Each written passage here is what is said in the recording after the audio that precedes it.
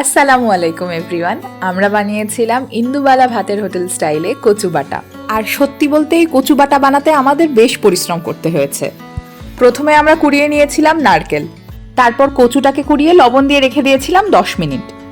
গত June July মাসে যখন আমি বাংলাদেশে এসেছিলাম তখনই আম্মুকে বলেছিলাম চলো বানাই, কিন্তু তখন আসলে এই কচুটা বাজারে পাওয়া যাচ্ছিল না, তাই আমি এবার আসার আগেই আম্মু এটা জোগাড় করে রেখেছিল। এরপর শুকনো খোলায় আমরা কয়েক কোয়া রসুন টেলে নিয়েছিলাম। এরপর আসলে শুরু হয় বাটাবাটির পালা। প্রথমে কোরানো নারকেলটাকে ভালোভাবে বেটে নিয়েছিলাম।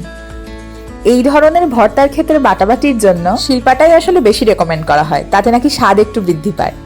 এরপর রসুনটাকে একটু থেতো করে ভালো করে বেটে নিয়েছিলাম। এই ভর্তাটা বানাতে গেলে আসলে আপনাদের ধৈর্য এবং বাহুবলের একটা কঠিন পরীক্ষা দিতে হতে পারে। এরপর লবণ দিয়ে মাখিয়ে রাখা কচুটার রস ভালো মতো নিংড়ে নিতে হবে, এতে করে গলা ধরার সম্ভাবনা একেবারেই কমে যাবে। এরপর নিংড়ে নেওয়া কচুটাকেও খুব মিহি করে বেটে নিতে হবে। এই পর্যায়ে এসে আসলে ধৈর্য হারালে চলবে না, একটু সময় নিয়ে কচুটা বাটতে হবে। নারকেল বাটা, রসুন বাটা এবং কচু বাটাটাকে ভালো করে মাখিয়ে আমরা আরেকবার এটাকে মিহি করে বেটে নিয়েছিলাম।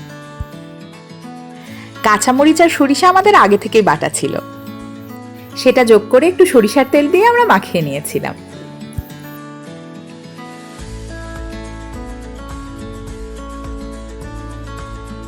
এই পর্যায়ে আমাদের টেস্ট করে মনে হয়েছিল আরেকটু নারকেল বাটা যোগ করলে বোধহয় ভালো লাগবে, তো সেই মতো আমরা এর মধ্যে আরেকটু নারকেল বাটা যোগ করে উপর দিয়ে কাঁচা সরিষার তেল ছড়িয়ে নিয়েছিলাম।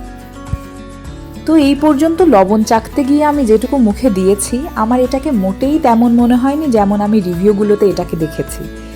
সত্যি কথা বলতে আমি একটু আশাহতই হয়েছিলাম, কারণ যারাই এটা বানিয়ে খাচ্ছিলেন তারাই খেয়ে বলছিলেন এটা অসাধারণ খেতে। তো আমার আসলে এক্সপেকটেশন খুব বেশি ছিল, তাই আমি ভেবেছিলাম এটা ভাত দিয়ে খেতে বোধহয় অন্যরকম লাগবে। কিন্তু এটা দুঃখজনক হলেও সত্যি যে এটা ভাত দিয়ে খেয়েও আমার বিশেষ কিছু আসলে মনে হয়নি।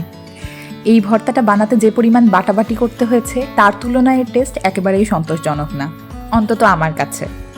হতে পারে এটা আমার টেস্ট ব্যাডের সাথে যায় না, কিংবা আমাদের রন্ধন প্রক্রিয়ায় কোনো খামতি ছিল, কিন্তু আমাকে এটা দ্বিতীয়বার বানাতে বলা হলে আমি আর এটা বানিয়ে খাবো না। তো এই কচু বাটা নিয়ে আমার ফাইনাল ভার্ডিক্ট হচ্ছে এটা নিঃসন্দেহে মজা, কিন্তু অসাধারণ মজাদার কিছু না। এটা ভালো লাগবে, কিন্তু যতটা এফোর্ট দিয়ে এটা বানানো হয় সেই তুলনায় যে পরিমাণ মজা লাগার কথা এবং যে পরিমাণ আমরা ভিডিও রিভিউসগুলোতে দেখি যে এটা অসাধারণ 3 দিন খেয়ে অজ্ঞান থাকার মতো কোনো রেসিপি, তা আমার কাছে মনে হয়নি ব্যক্তিগতভাবে।